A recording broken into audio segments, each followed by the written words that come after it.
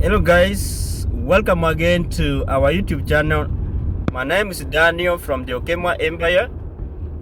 Today I want us to discuss something one of you fans had put forward last week, asking me, hey Daniel, can you please compare life in the United States and life in your home country? And my home country in this case is Kenya. Can you regret, or will you regret to have come from Kenya, leaving your work and moving as a migrant to the United States?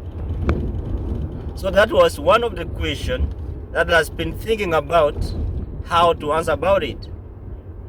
But in brief, I want to say that life here is not the same as life in Kenya.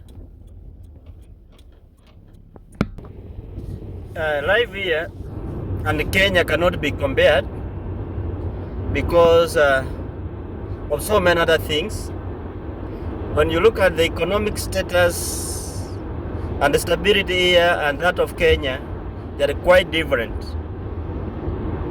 The rate of unemployment here and that of Kenya, quite different. Here jobs are readily available, and actually there are not much people to do the work. Here they are looking for people to go to work. In Kenya, there are so many people, especially the youth, who are unemployed. People want to work, but there are no jobs in Kenya. Here there are jobs, but there are no people to work. So that's why the United States came up with this thing they call as the green card, to allow people move to the United States and work legally as they live in the United States.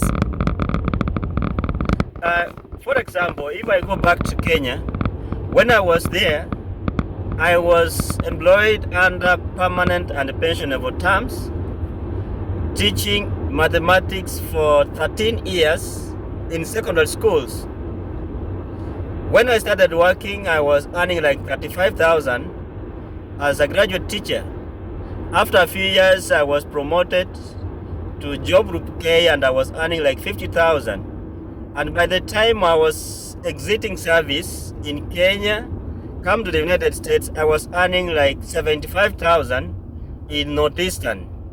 That is much more to my counterparts in other parts of the country, because in Marsabit we were under hardship, so there was an extra 15,000 for hardship. So that's why my pay was high. But with the 75,000 and 35,000 I started with, that money was not enough to allow me do one or two things, and as I assist my family and do some charitable activities. So that money could only allow me go for the loans. I buy a plot, build on that plot. I build a small house for my mama, and I help. Actually, I did help. It helped me help take my siblings to school. They were able to go through secondary school with my help, with the little money that I was earning, and somehow in college. But this other thing, like assisting relatives, it's only a few you can reach and you can assist with the money that you earn in Kenya or in your home country, because it's not enough. The best you can, or you can help in this case, is just giving 5,000, 3,000, assisting fund drives with 2,500, like that. But for you to assist someone free and someone feel that I have been assisted in Kenya by my brother or my relative is not easy. It's because of the hard economic times in Kenya. You have issues, you have a budget for your family, you have kids to take to school, you have bills to pay to meet, and so many others. So guys, life in Kenya was not easy. We were living like any other citizens. We could do things like others do in Kenya. We will go to borrow loans. We borrowed from Shylocks. Like we also borrowed from Equity, overdrafts, M-Swari, KCB loan, Tala loans, and so many. You know them, how people borrow. We also went for freezer to get money when you are cornered. When you have no money to pay for one bill or another, you go for that. So it assisted us to settle bills at that time. And even so, sometimes when you go for these Shylocks, they may not give you the money that you want because your economic muscle is not good to allow you get the money. Because I remember there's a time I went for M-Swari, I wanted like 10,000, and they told me that what you can get at now is 2,800. And it's quite ironical now. I'm not borrowing from M-Swari or KCB loan or Tala and the like, but they keep on reaching to me. Oh, our M-Swari limit or your M-Swari limit has gone up. You can now borrow up to 15,000. But when I needed the money at that time, they could not give me even 5,000. So that's the irony of life, guys, and what most of you undergo in Kenya. When you come to the United States here, as I said, jobs are available. Jobs are readily available. You can get a job and switch from one job to another. And more especially if you have something pressing you, maybe back at home, there is a project that you need to do and you don't have resources. You can decide to go for like 2 shifts in a day, get the money within a month, and settle whatever that you wanted to do at home. And after that, you go back to your normal 1 shift a day. Unlike in Kenya, where you may work so hard, but no one is there to recognize your efforts. So that's the quite difference between here and the life in Kenya. Here, most people say, those ones we left in Kenya, like when I was leaving service to the United States, some few people were saying, you want to leave work and you are permanent and a stable job and go to the United States and you start doing the manual work? I said, yeah, I've done my research and I know what I'm going to do. As much as people say here we do manual work, but it pays. Whatever someone earns here, when he or she does the manual work, quite high compared to someone who is doing a very stable and comfortable work job in Kenya, what we call as white job in Kenya. Here you are paid per hour. In Kenya you are paid monthly. So within 2 weeks, the amount of money someone who is working here gets or earns is more, like 3 or 4 times the amount of money someone is going to get who is working in Kenya under permanent and pensionable terms. So that's the irony part of life here in the United States and that of in that of Kenya. So guys, I cannot take much to compare life here and that in Kenya. Here, if you want money, you go in for extra shift.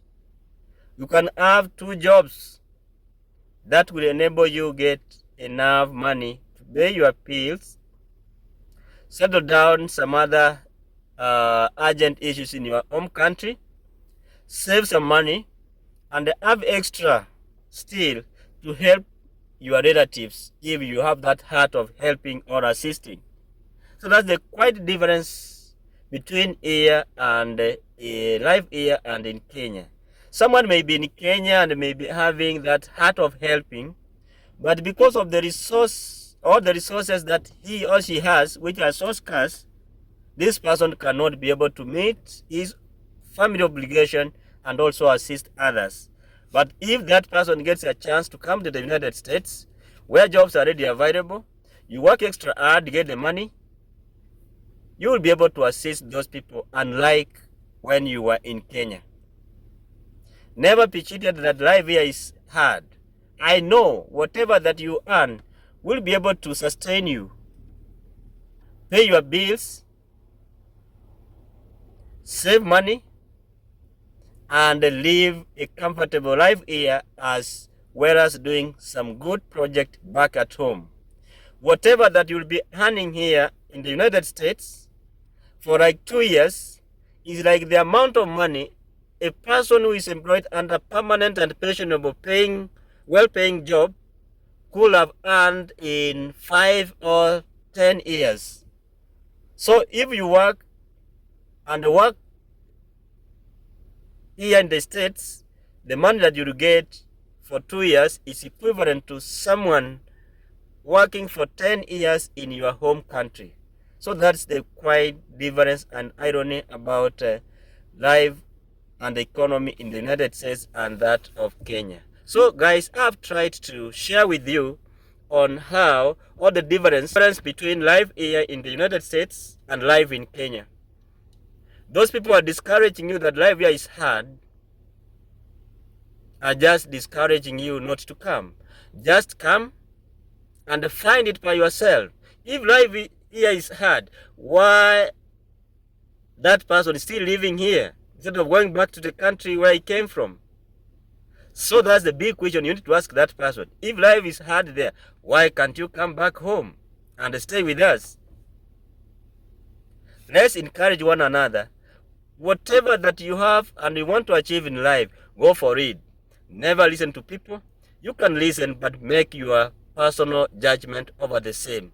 So guys, that is what I tried to come up with, to compare life here in the States and life in your home country or life in Kenya, where I come from. Those ones watching us for the first time, please, we always urge you to subscribe to our channel. Our returning subscribers, welcome home again. We are doing well, we are doing good, we are moving forward as a family.